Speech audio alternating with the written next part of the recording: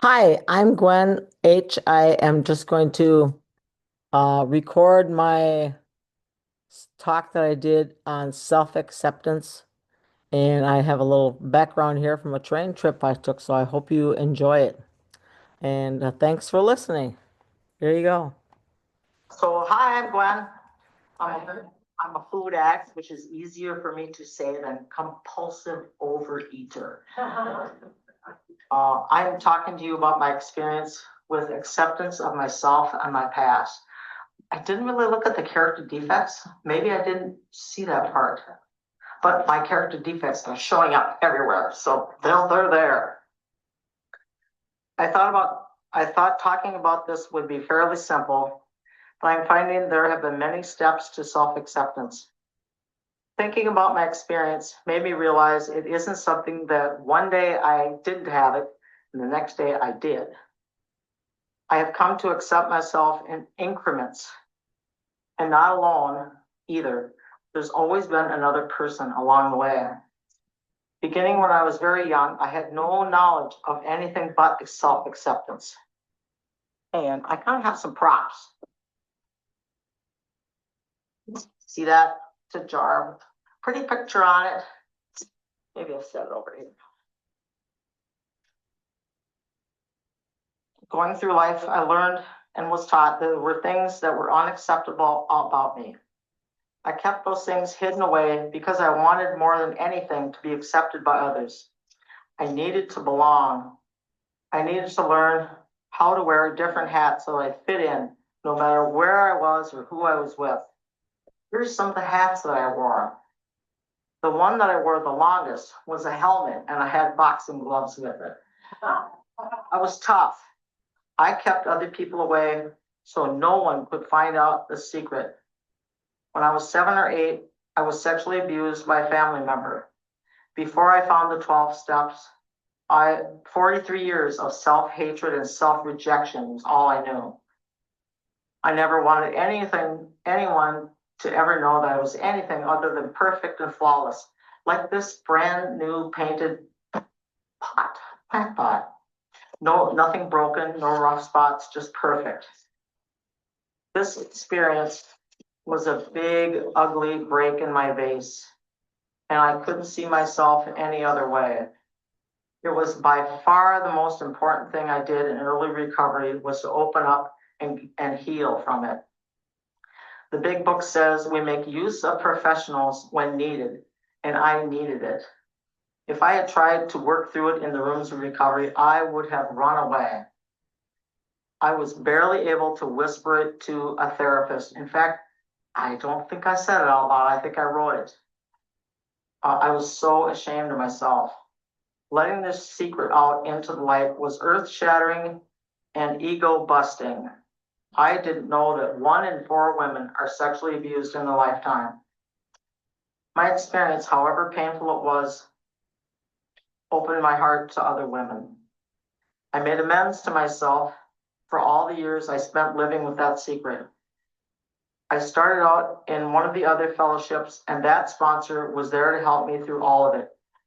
This is what I did with her help. First of all, this person who did this was never going to ask me if I was okay with what happened. I was trapped in anger and resentment as long as that was up to them to fix it. My sponsor taught me to write out what I needed to say, and I pretend and read it off the paper to them. For years and years, I pretended it didn't bother me. I had lived with this dishonesty, and it was tearing me apart. I lied to myself, to others, and myself that it didn't hurt. When I confronted the person that abused me, I asked them to please just be quiet and listen to what I have to say until I say I'm finished. And please don't interrupt me because I might get choked up and have a hard time finishing. It's very hard to me, but I need to read it to the end. I've used this technique a couple of times, and they always understand from the beginning not to interrupt me. My sponsor helped me edit my letter. That way I wasn't accusing the other person of anything, because I sure wanted to. I had to keep it to my side of the street. I was honest about how it affected me, and that's what my letter was centered on. I could clearly see how I had been punishing and rejecting myself since I was 8 years old. I didn't know I was the one punishing me. Of course, I blamed it all on the other person who was the catalyst, but they hadn't spent 43 years torturing me about it. That I had done to myself. My sponsor went with me. She was so awesome. I could not have done it without her. She waited in the car while I went inside to read my letter. I was shaking when we left. She held my hand through it all, and I thank God she was there. When I did this step 9, I felt the freedom of self-acceptance and accepting my past. It was so awesome, but it was scary in the freaking hell. I wasn't a victim of that person. I was a victim of self-rejection. I got a huge boost of self-acceptance when I did this. I had stood up for myself and was honest about my brokenness. I felt 1,000% better. God was really happy with me that day. In my resentment to this person, God would have me be honest. What would he have me do? God would have me be to tell the truth. And that's what I did. I was able to accept myself, and the experience did not define who I was anymore. The process was transformational. Another hat I wore was the victim. I accepted myself as a victim. Everybody else was the problem, and I never did anything wrong. I spent a lot of time being angry at the world because the world treated me like crap, and everybody else was, treated fine, great. I always got crapped on no matter what I did. I wore the hat a lot. I accepted myself as a victim. I rejected myself as being worthy of love and respect. Working step 4 helped me to see lots of things I was angry about and the people I resented. My first 5th step was like stepping off a cliff when you don't know if there's anyone or anything there that's going to catch you. Like the cliff in Indiana Jones and the Last Crusade, where his foot hit solid ground when he took his leap of faith. Wow. The problem was I had a choice to make. I could be right every day of the week and 5 times on Sunday. But if I wanted to get free of the disease's grip, I had to find a way to let go of the resentments. I had to accept that I wasn't 100% the victim and that I had a hand in mucking things up. Accepting responsibility enabled me to begin to accept myself as worthy of love and respect. I wore the self-pity hat a lot. I was like Eeyore from Winnie the Pooh.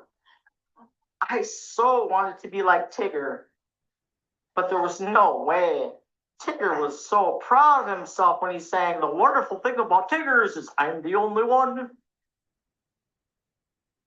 I thought being the only one was terribly lonely. How could other people be like that?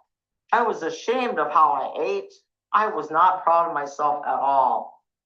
I constantly compared myself to Tigger or people like Tigger. Self-acceptance was the last thing I had when I stepped into recovery. My vase looks like this. Looks like that when I get here. Maybe I could hold it up. It's all cracked and it looks like hell. It's been through hell. I couldn't see any way to put myself back together because of the steps and learning to be honest, open-minded, and willing. I like to say I found my way to self-acceptance, but the truth is I have been guided to it little by little, and I didn't get her overnight. It says in the big book that the purpose of the book is to find a power greater than myself that will solve my problem. I thought food was my problem. Excessive compulsive eating is the symptom of my underlying problem. My weight was the consequence of the symptom. Kind of like a cast and crutches are the consequences of a broken leg.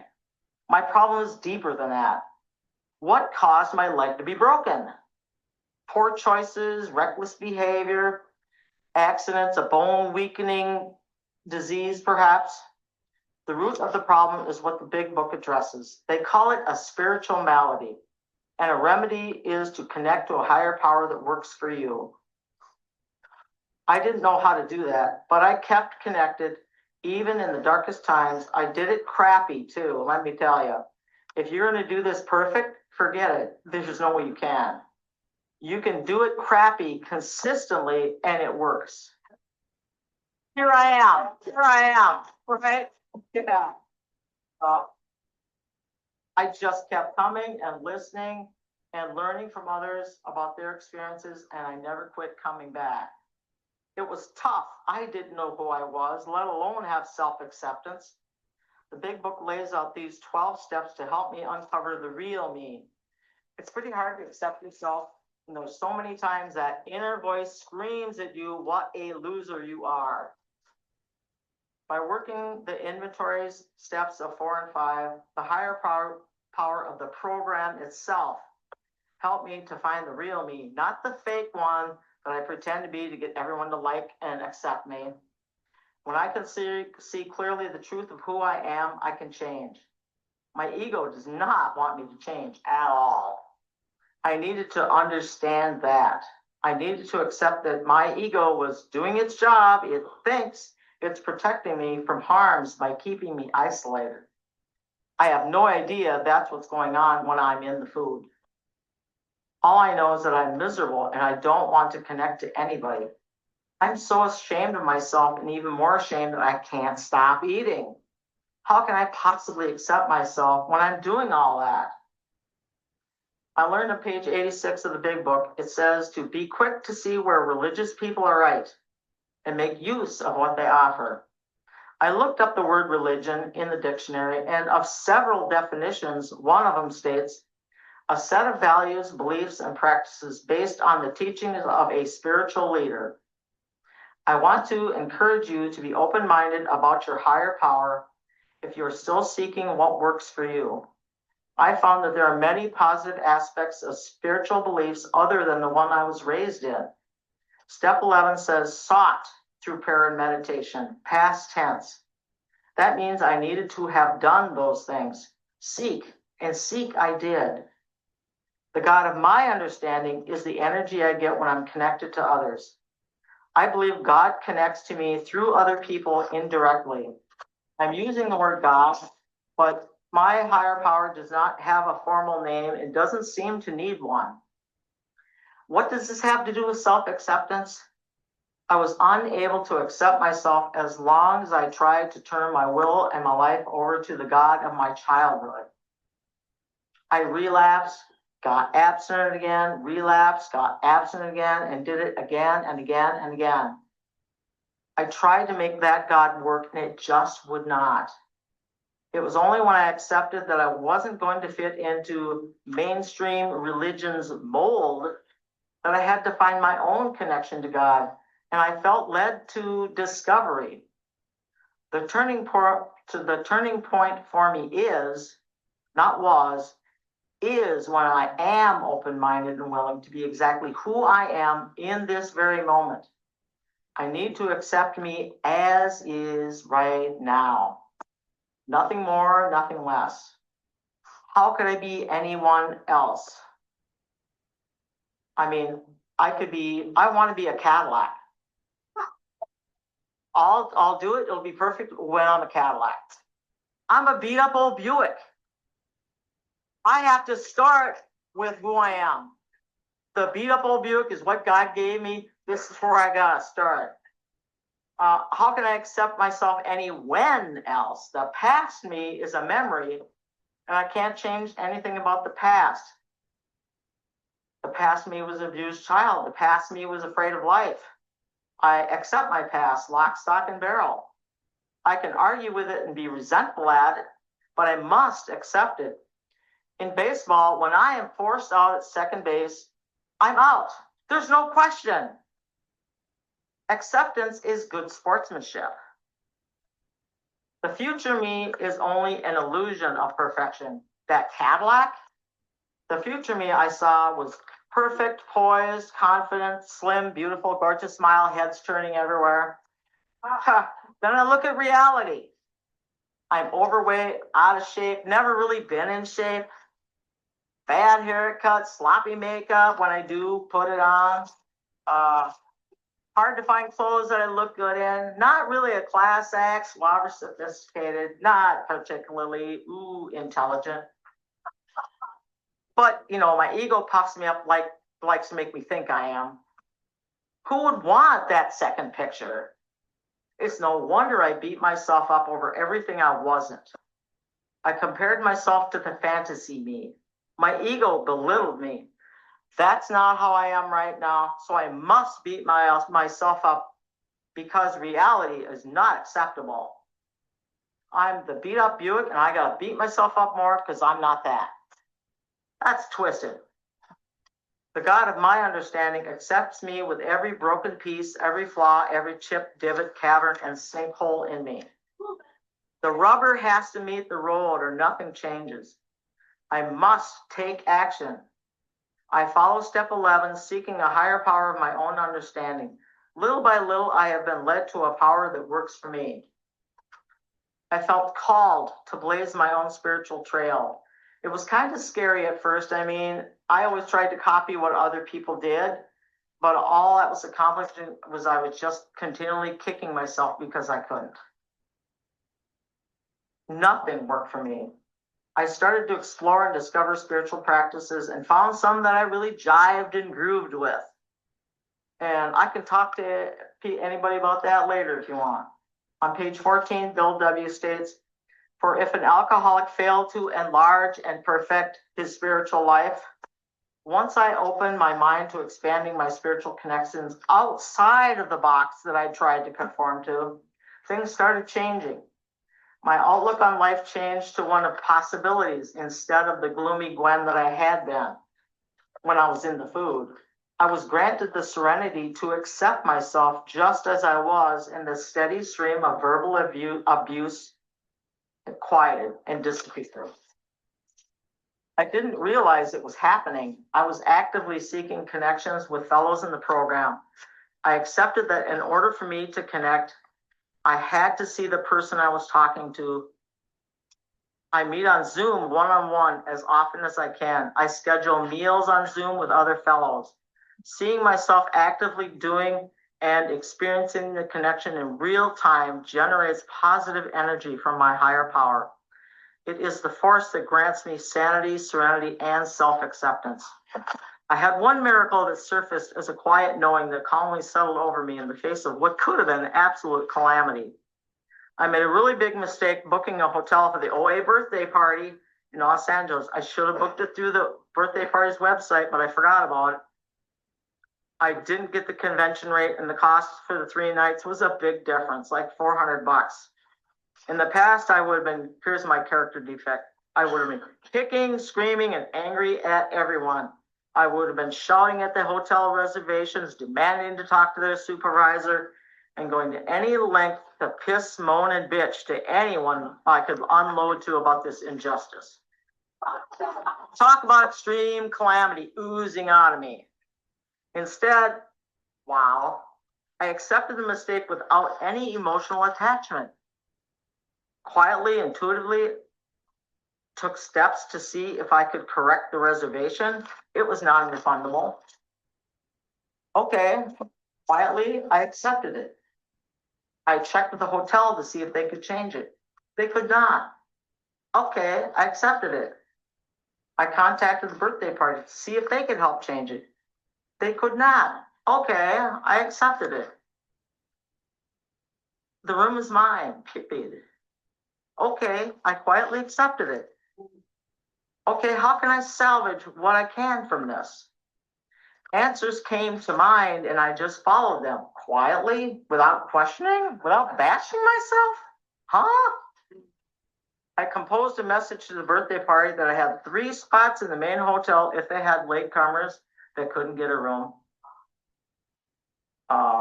The rate would be higher than convention rate. Maybe I can recoup something there. It came out to be an opportunity to be of service. Maybe that's just how it presented itself. Next, I told my sponsor about it and did a step 10 around it.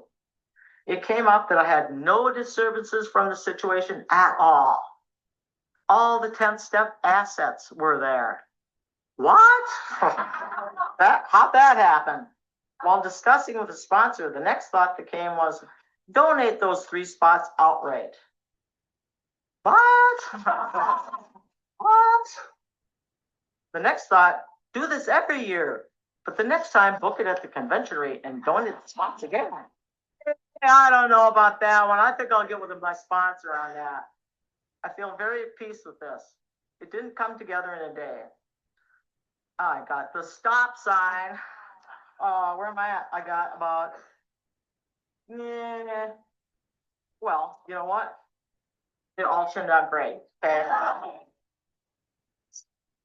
Self-acceptance was there from the beginning when I realized my mistake. Didn't even know I had it. Self-acceptance was there. I will say my ending right here. You know what? That cracked pot is now like this. Because of the steps and the program, I've learned to lovingly repair and clean those broken parts of me, and they're all put together with gold now, and with God as the bonding agent. And I'm just so grateful to have been able to share here today. The energy from all of you is the power that heals my spiritual malady. Acceptance of myself and my past has been granted to me. This is like a clearinghouse of spiritual energy. I just love it.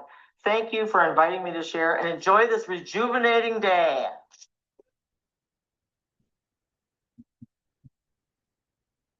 So there you go. My journey to self-acceptance.